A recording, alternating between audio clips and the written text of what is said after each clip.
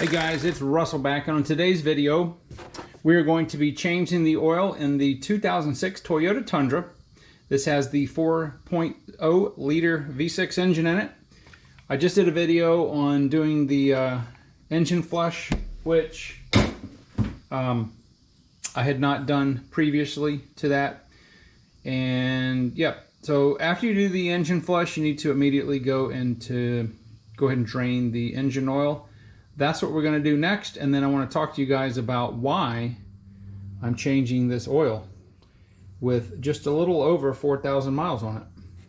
Alright, so I have this piece of tinfoil right here on the front cross member because it gets a little messy if the wind blows at all and gets on here, so this will prevent that. 14 millimeter.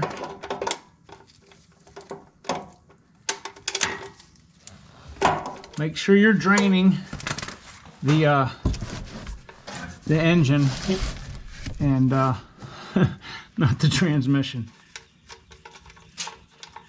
This is going to be really, really hot.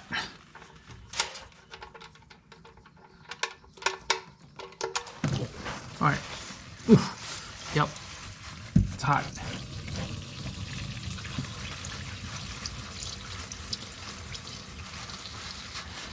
I don't know why they didn't put the drain plug just a hair bit further forward, but they didn't. So while this is draining, let me get back topside and we'll discuss about why I'm draining this oil.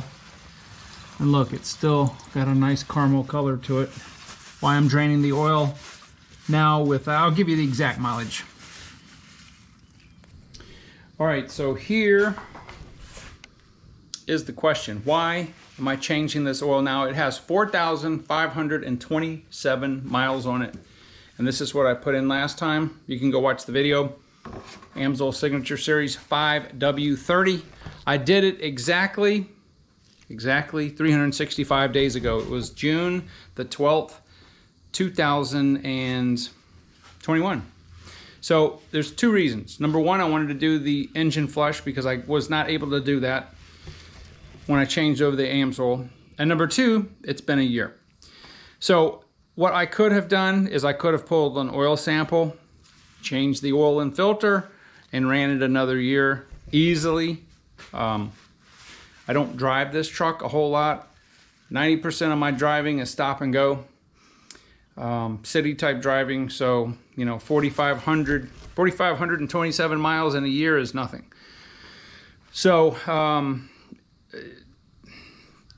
if I was strapped for money, yeah, I could run it another year easily, but I mean, why? So please don't say, oh, you're wasting your money, you should have done whatever, Mobil 1. That's fine. Look, this is not a lot of money over a course of a year.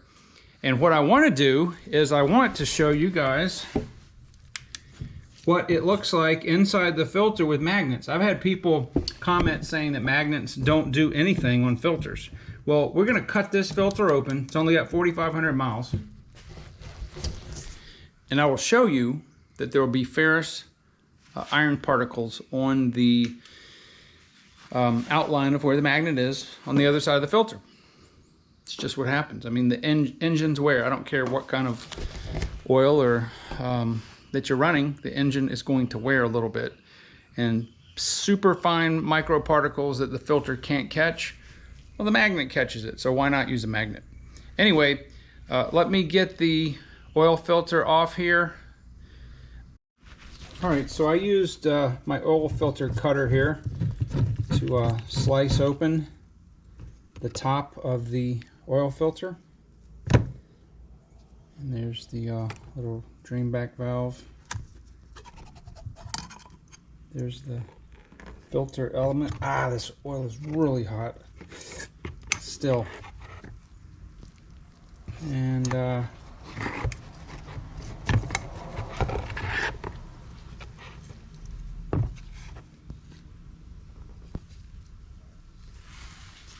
see if I can see. All right. Can you guys see where the magnet was? Let me take this outside where the sun is, you may be able to see it better, but it's clear, a clear delineation where the magnets were. All right, so hopefully you'll be able to see this in the camera.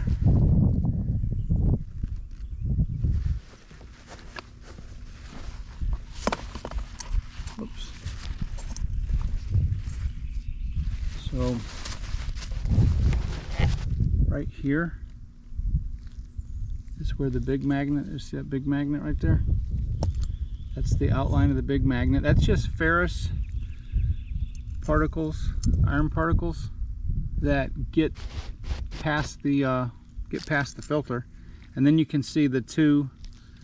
They have two other little magnets. I moved them a little bit when I was twisting the filter off with my hand, but you can see the big magnet right there, and then right there the two little ones right there. And yeah, so for people that say magnets on filters don't work, and this is only 4,000 miles.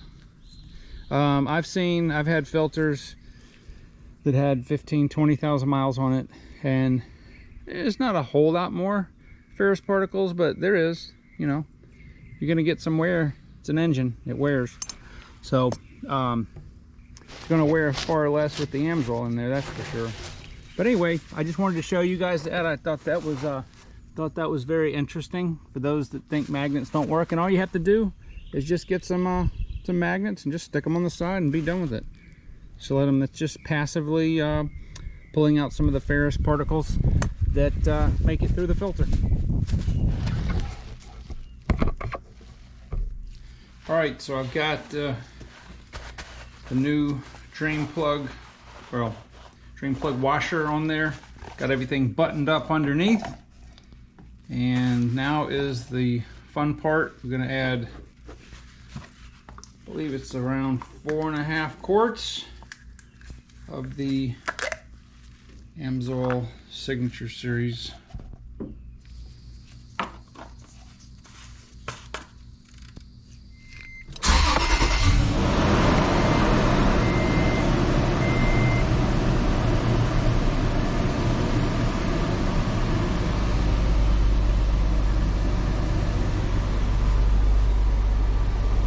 So we'll let it run a few minutes, check for leaks, and then I'll be back.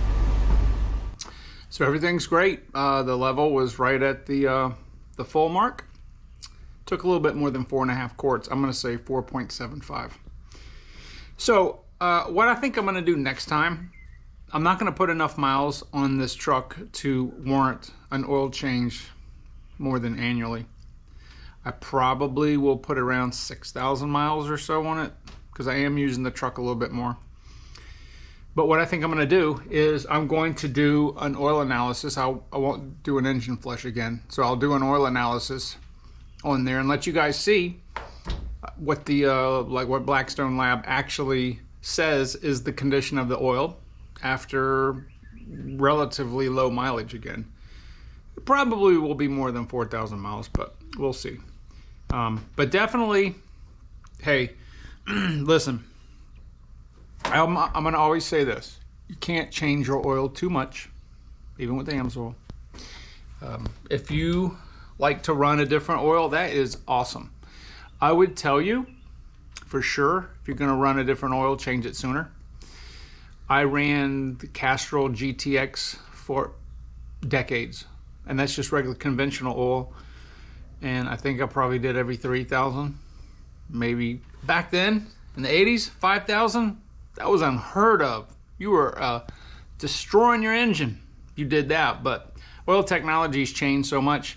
Even the cheap oils, like I'm just gonna say like Walmart Supertech or something like that, is relatively good oil. You can definitely go longer than 3,000 miles for sure. But I don't know. I've used Amsoil since the 90s. I'm not an Amsoil fanboy. I just really like the product. And I use it in absolutely everything I have. I've never had an oil-related failure. In fact, the Jetta, if you go back and watch some videos on that, I had an oil cooler O-ring let go on me when I was driving it, and basically it emptied out all the oil. And I knew I had to drive about a mile with 0 oil pressure, and I knew that with the Amsoil that was in there, that it wasn't going to have any damage. So, and it didn't. And that's the second vehicle I've ever had to have no oil pressure with the Amsoil in it. So eventually, if I had kept driving, obviously it's going to end up causing damage. You know, it is what it is. But if there's regular oil in there, it would have toasted that engine. Anyway, that is that's the story. So if you are considering using or changing the oil sooner, don't feel bad about it. Hey, it's only money.